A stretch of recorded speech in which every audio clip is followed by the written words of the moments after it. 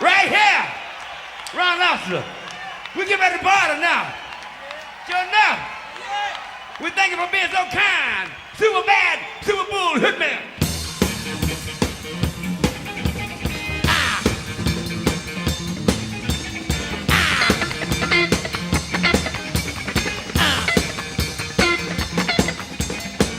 I got something that makes me go to shout. Got nothing, tell me all about. I got the high.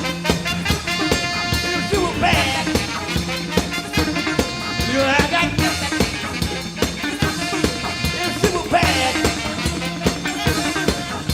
I gotta do my thing. I don't need nobody help. Gotta feel no good. I got to trip myself. I got soul got it's super bad. I got super bad. Let me get. Hello, everybody. Welcome once again to another edition of Quick Trivia with Mike. It's the weekly quiz show right here on Channel 955, where we test your knowledge of facts. Sometimes a little bit more historic in nature, sometimes very, very contemporary, hopefully always a lot of fun. I am your host and the quizmaster, Mike Brever. Let's sit back, relax, have a little bit of fun. I think this next half hour may have some interesting facts for you that I think will be very entertaining if you try to find some of the answers. You know, we've been talking for quite a while now about the fact that our 100th anniversary show is coming up. Well, you know what? Today is that day. This is the 100th episode of Quick Trivia with Mike that has aired on Channel 955. We promised you we were going to do something special today. But you know what? There's 52 weeks in a year.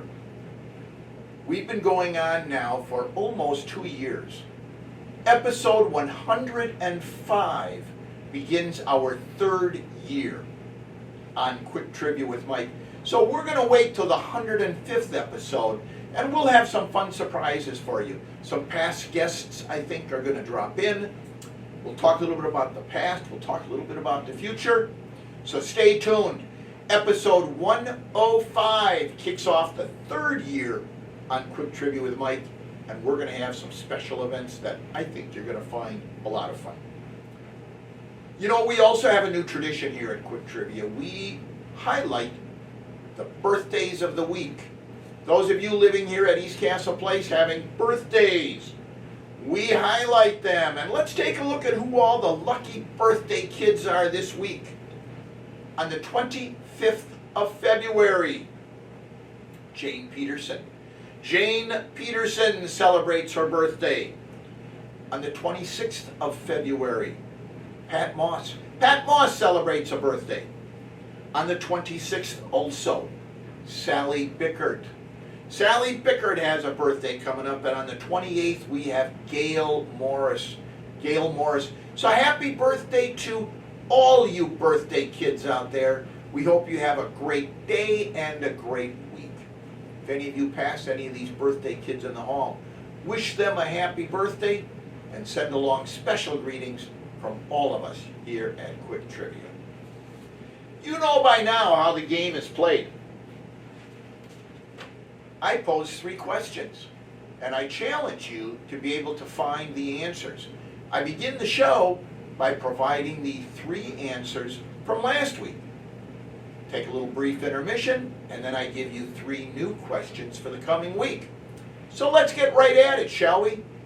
The 3 questions from last week, we stepped back a little bit into Hollywood. We specifically talked about a Hollywood actor by the name of John Barrymore. He was the founder of a Hollywood family that lives on today with superstars. Drew Barrymore is a descendant of John Barrymore. There also have been many other Barrymores. Lionel Barrymore, for example, might remember him from It's a Wonderful Life. He also had a very prominent role in Dr. Kildare. So John Barrymore was the founder of that Hollywood family, born on February 14th or 15th, not really sure when. 14th or 15th, 1882, died on May 29th, 1942. So he lived for 60 years. Wonderful success story as an actor. Many people to this day claim that his role in Richard III and also his portrayal of Hamlet in Hamlet were some of the greatest portrayals of those Shakespearean characters ever performed. At that time, he was known as the greatest living American tragedian. He also, of course, had some roles in Hollywood movies. However, he also had a somewhat tragic personal life. Struggled with alcohol abuse, which began at age 14. Married and divorced 4 times, and as you now know, he also died at age 60, which even in the early 20s was an early age to pass away. Many Hollywood writers said that his later works were nothing more than a self-portrayal of him as a drunken has-been. Nevertheless, he was a beloved actor among his peers, and he really had a notable career. I challenged you a very famous quote from John Barrymore. A man is not old until what? How does John Barrymore end his famous quote? A man is not old until what? Well, John Barrymore famously said, a man is not old until regrets take the place of his dreams. When regrets take the place of your dreams, then a man is old. Wonderful Hollywood actor. That was the answer to question number 1, John Barrymore's famous quote. Question number 2. We talked a little bit about World's Fairs. Talked about the fact that the St. Louis World's Fair is probably one of the most famous, specifically because of the Judy Garland movie, Meet Me in St. Louis. But the 1904 World's Fair in St. Louis was actually the centennial, celebrating the 1803 Louisiana Purchase. In its strict sense, though, World's Fairs are truly a large international exhibition designed to showcase the achievements of nations. When I was growing up, the World's Fair in Montreal was the World's Fair that everybody talked about. In fact, it was so popular that the Montreal Expos were named for them. At any rate, World's Fairs really have been a very prominent feature on the entertainment landscape for about 150 years now. We took a look at the World's Fair of 1893, specifically the Columbia Exposition at the World's Fair held in Chicago in 1893. George Washington Gale Ferris Jr., born February 14th, 1859, and died in 1896, only lived approximately 40 years. His invention at the Columbian Exposition at the Chicago World's Fair in 1893 changed amusement parks and entertainment venues for all time. What is it that George Washington Gale Ferris Jr. invented that was on display for the very first time in 1893 at the World's Columbian Exposition in Chicago? The answer, George Washington Gale Ferris Jr. invented the Ferris wheel, which was on display at the Chicago World's Fair in 1893 for the very first time. The Ferris wheel that he invented stood 250 feet in diameter. It took 20 minutes per revolution and had a capacity of 2,160 people. Probably the most famous version of that today, not traditionally called a Ferris wheel, but the London Eye. World renowned. It's on the banks of the Thames River. When I was in London about 6 or 7 years ago, my wife and I pondered whether we should take it. We did not, because the London Eye takes an hour to complete a revolution, and we really didn't want to take an hour. We were on a tour of London at that time, and there were lots of things to see, lots of places to get to, so we didn't take it. But that is the answer to question number 2. George Washington Gale Ferris Jr. invented the Ferris wheel, and it was on display at the Columbian Exposition in the Chicago World's Fair in 1893. Our third question from last week. We took a little bit of a look at a professional baseball player, truly one of the most gifted and famous players of all time, Ferguson Jenkins, signed by the Philadelphia Phillies in 1962. Played for many professional baseball teams, but he was most noted for playing with the Chicago Cubs. In 1971, Fergie had his probably best year of all. He started the Cubs' opening day game where he defeated the Chicago Cardinals 2-1 in 10 innings at Wrigley Field. Jenkins pitched the complete game for the Cubs, and Billy Williams hit a home run in the final inning for the victory. On September 1st, 1971, Jenkins threw another complete game against the Montreal Expos, as we were just talking about, and hit 2 home runs. The Cubs won that game 5-2. He was named National League Player of the Month for the only time in his career. In July in that year, he had a 6-1 record, 2.14 ERA, and 49 strikeouts. That season, Jenkins threw complete games in 30 of his 39 starts. He received a decision in 37 of them, finishing with a 24-13 record. He walked only 37 batters in the entire season versus 263 strikeouts. He also actually was a pretty prolific hitter. He himself hit 6 home runs that season, driving in 20 runs in just 115 at-bats. He did, in fact, win the National League Cy Young Award in 1971.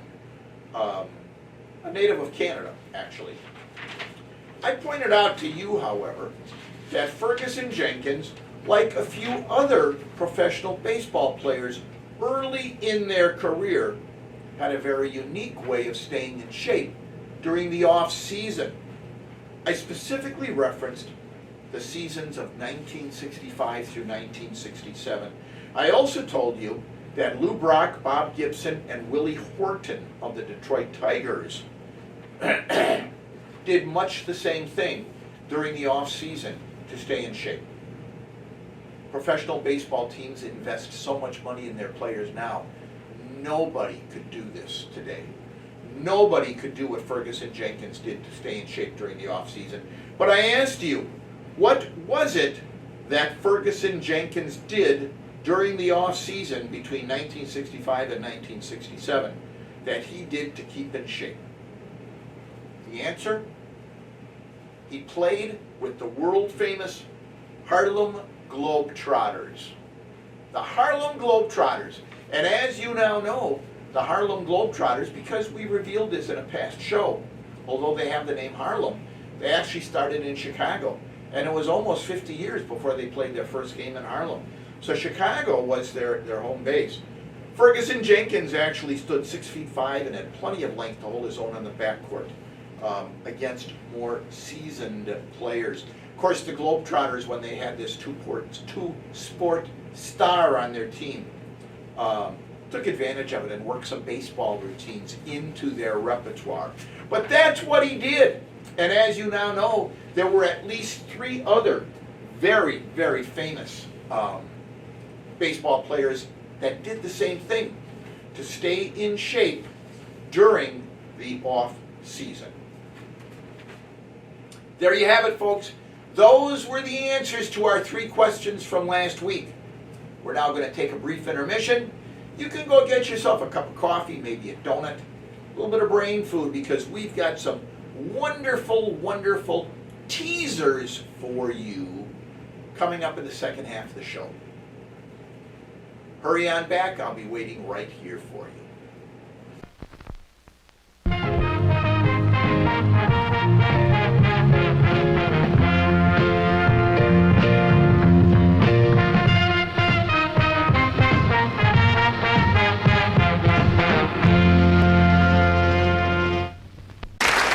Thank you very much. And now, ladies and gentlemen, for some more of those terrible moments of television when things go wrong. Swing high, swing low, swing to, swing fro.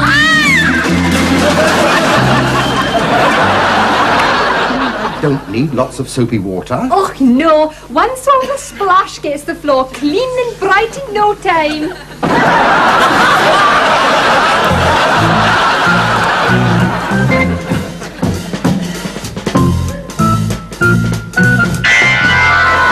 Our nation is as versatile as an egg.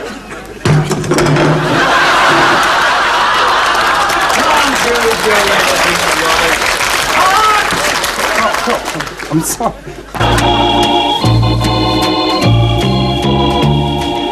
Waltzing, waltzing, high in the clouds, drifting, dreaming, far from the crowd.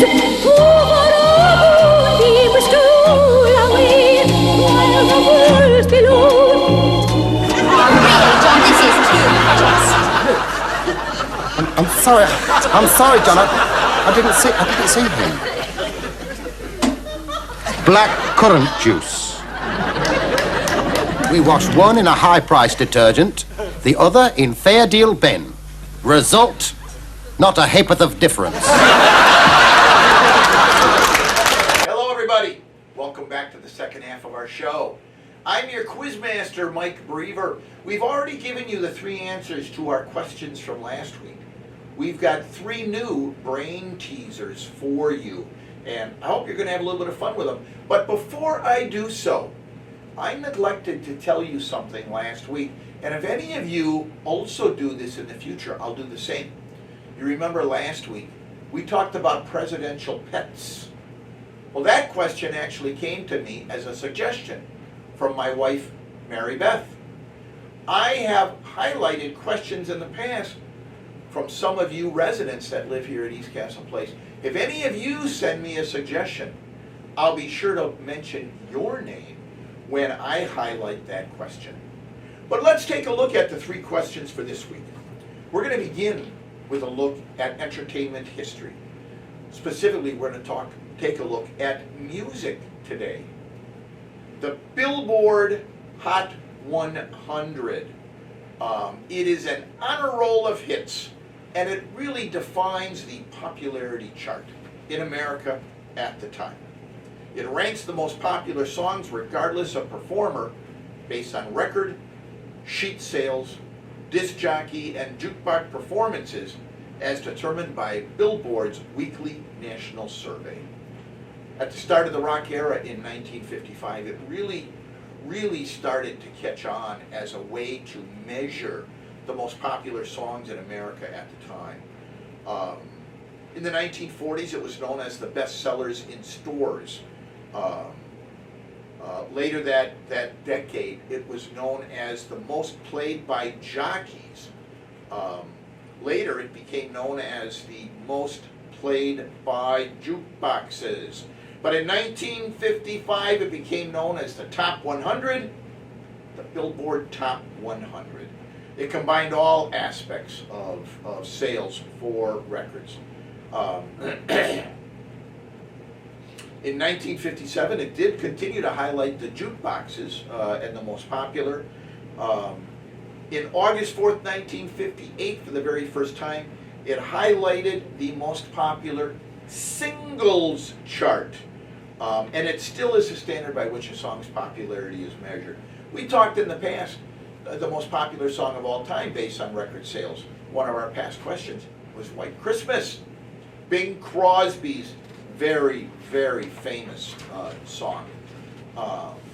There have been some wonderful, wonderful songs that have been highlighted, and it really has defined the history of music since 1955. All you have to do is look at the Billboard Top 100. Casey Kasem, actually in my youth, made a career out of hosting a radio program every week that did nothing but play the top 100 songs in order. Lasted about 3 or 4 hours. You can actually hear some of those recordings of Casey Kasem replayed on Sirius XM radio today. If any of you have that satellite radio network, I love it. I play it in my car every day. Channel 148 on Sirius XM has old radio classics. I love listening to The Shadow and The Whistler and the old Jack Benny shows and things like that. Just wonderful. However, my question to you is that on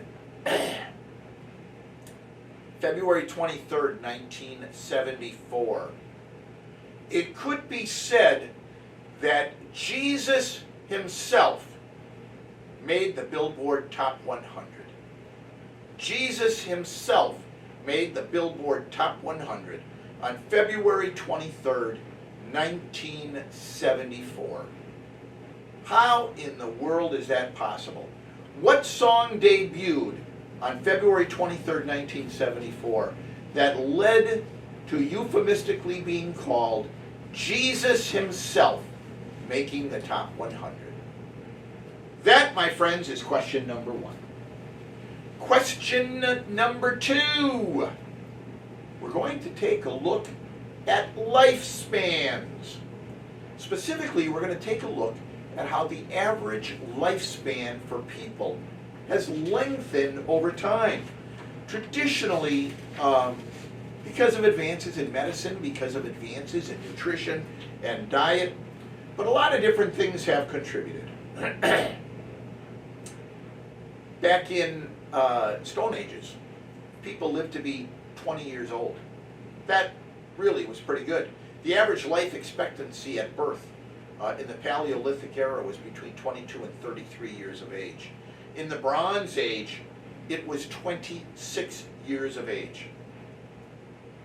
During classical Greece times, the average lifespan for a person living in Greece at that time was between 25 to 28 years of age. During Roman times, 20 to 33 years of age. We talked a little bit about Jesus making the Billboard Top 100. Those of you that are aficionados of the Bible know that he was crucified at age 33. Many different reasons why people passed away in those eras. Part of it was because it was somewhat of a violent era. So it wasn't just health and nutrition, but as laws advanced as well, life expectancies increased. In China, roughly 1750, life expectancy was still only 35 years of age. In the early Middle Ages of Europe, from the 5th to the 10th century, 30 to 35 years of age. Those of you living here at East Castle that are well past 35 years of age, congratulations, and aren't you glad you weren't living in the Middle Ages? It really started to expand in the 18th century England. At that time, it expanded to the average lifespan of 33 to 40 years of age. Again, as is still typical today, males were only 34 in terms of average lifespan. Women lived as old as 48 years of age at that time. During pre-Champlain Canadian Maritimes, average lifespan, 60 years of age. So it really started to expand. However, in 18th century Prussia, so it really varied by country, 25 years of age for males. 18th century Japan, however, 41 years of age for males. So it really started to blossom. In 1950, worldwide, the average was between 45 to 48 years of age, regardless of gender. The more advanced countries, lifespan was older. Third world countries, lifespans were shorter. Between 2019 and 2020, worldwide, the average lifespan had grown to between 72 to 73 years of age. However, in Central Africa, it still was only 54 years of age. So as times have progressed, lifespans have grown. Now we've talked about specific eras in specific countries. Between 1200 and 1300 worldwide, 64 years of age. 1300 to 1400, it dropped to 45 because primarily the bubonic plague. 1500 to 1550, it was 71. So life expectancy tends to vary. My question to you: the oldest living person that has been documented was born on February 21st, 1875. How old did that person live? How old did the person live who was born on February 21st, 1875? The oldest confirmed lifespan of a person in history, and it is credited in the Guinness Book of World Records as the oldest living person ever.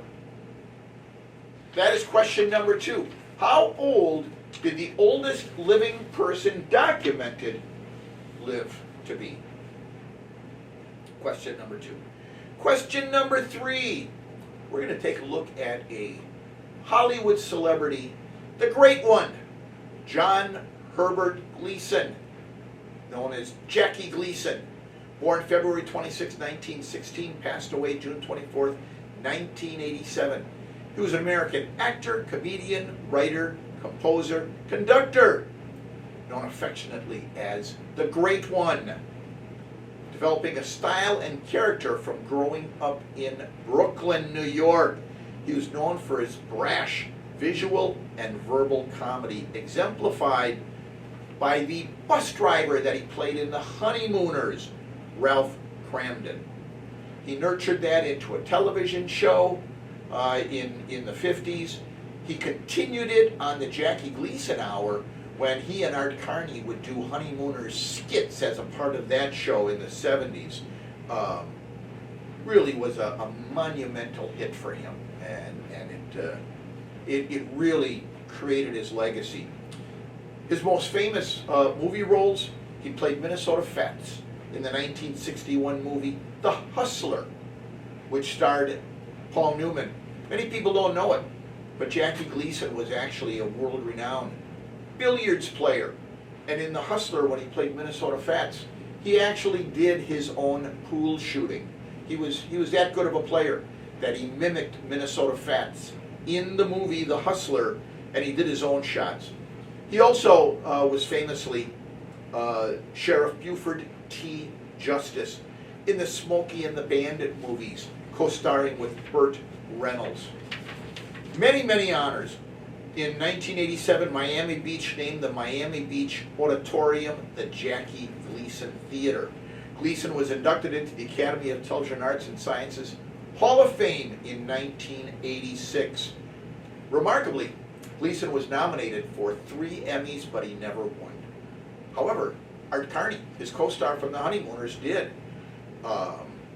So many, many awards for Jackie Gleason.